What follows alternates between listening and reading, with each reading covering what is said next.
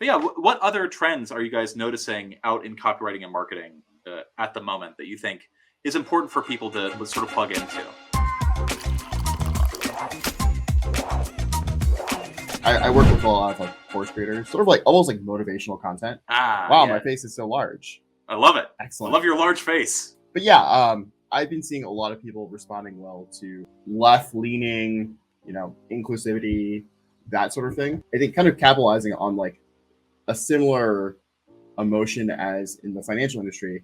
Pay attention to what people are feeling right now and passionate on products that are kind of making use of those feelings. One of the niches that I write about that I am in, Sean as well, because we own a business together, is in the education space. We own a tutoring company. With the fallout after COVID, a lot of parents are still afraid of sending their kids back to school. Well, not only that, but teachers are burnt out and are leaving in droves and moving on to other careers. We're seeing a lot of kind of alternative school systems pop up, like micro schools, like the super hyper privatization of schools. We called them learning pods during the pandemic.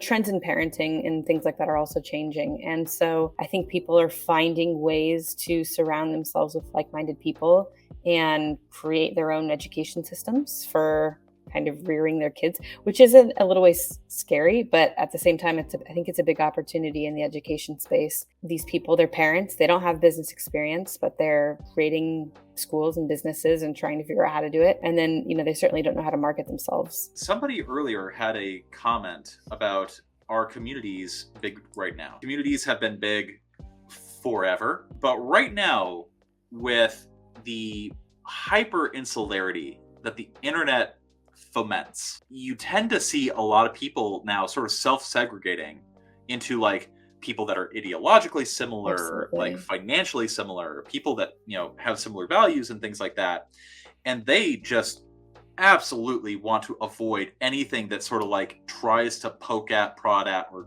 get people out of those bubbles.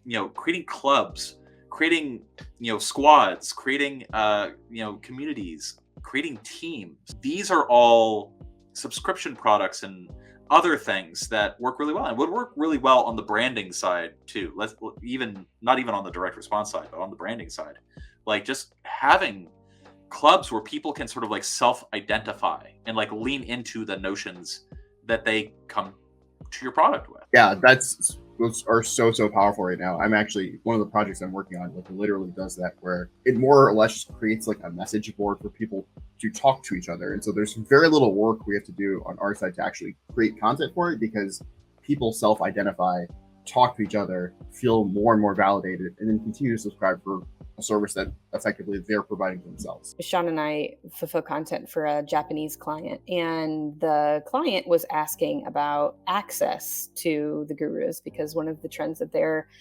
observing there is that people increasingly want access to their gurus. People went from, working really intensively at their jobs, and suddenly they're pushed home. And I think two things happened. People realized that work is not life, and they started doing more social things again, because people are spending a lot of time at home in front of their computers and whatnot. I think people sought that out online.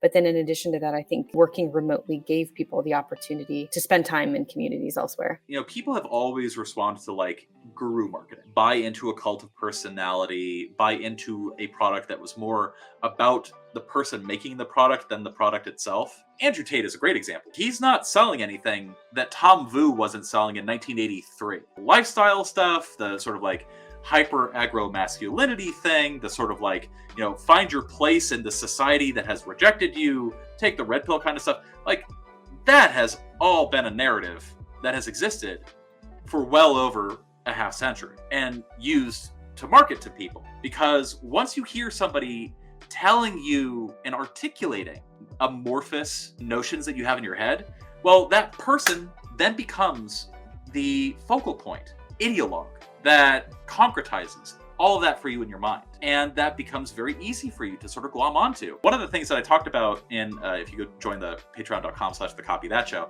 I talked to a marketer named Rich Sheffrin, who is often touted as like the guru to the gurus, because like if you name a marketer of the last 15 years, chances are they worked for Rich Sheffrin first. one of the things that we talked about was how technology now is allowing for these parasocial relationships to sort of allow customers to become closer to the gurus. That is just going to increase more and more and more as we become more and more insular and more segregated. And so thinking up and conjuring offers that allow people to get closer to the people and the ideas that they're responding well to, that's going to be a huge moneymaker for basically everybody. I think any niche which requires more specialized knowledge and a trend that requires you to explain things which are a little bit difficult in a more simple way can be very, very profitable. I mean, I work in tech. I do a lot of marketing and copywriting for a startup. I have another offer of my own that I'm building out right now. And honestly, something that I see among many, many SaaS companies is that they don't know how to explain what they're doing. You've got a lot of engineers who just write very complicated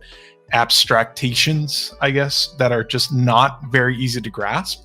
They might talk about all kinds of databases, microservices, blah, blah, blah. And as a business user, you're just like, I don't really know what any of that means. So if you're a copywriter and if you can sort of dig into that technical side of yourself, and if you can understand sort of the technical things that are going on in businesses and businesses that want to sell software, and if you can explain that to the ideal customer of those software companies, then you can make a lot of money, because there are very, very few copywriters who are good at doing this. There are just few people who can explain like the A to B to C to D process of like a technical process, and sell as well. You know, it's not just explaining the technical side of it, but also selling it. So you both got to know the technical stuff, and you got to know how to sell. If you can do that, you can find a job with pretty much any startup. Yeah, you can literally make ridiculous amounts of money. So if you're a new copywriter and if you're struggling, if you're having a hard time putting your pen on paper, you might want to check out this new video we did, which explains everything you need to know to get started as a copywriter in 2023.